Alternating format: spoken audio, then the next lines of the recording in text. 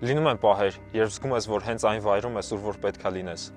Այդ զգացումը ունեցա առաջին անգամ Restart գավառ մուտք գործելով։ Լինելով համայնքի ակտիվ երիտասարդ, ցանկությունս մեծ էր գտնելու այնպիսի հարթակ, ուր կկարողանայի ամբողջովին ինքնադրսևորվել ու գործի դնել իմ կարողությունները։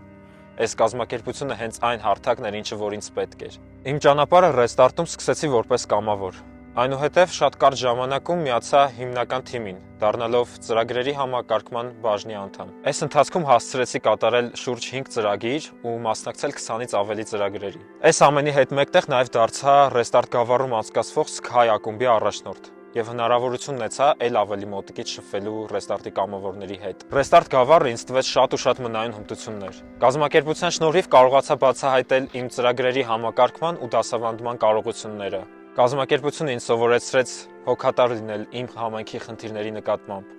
համայնքի խնդիրները դարձնել իմը ու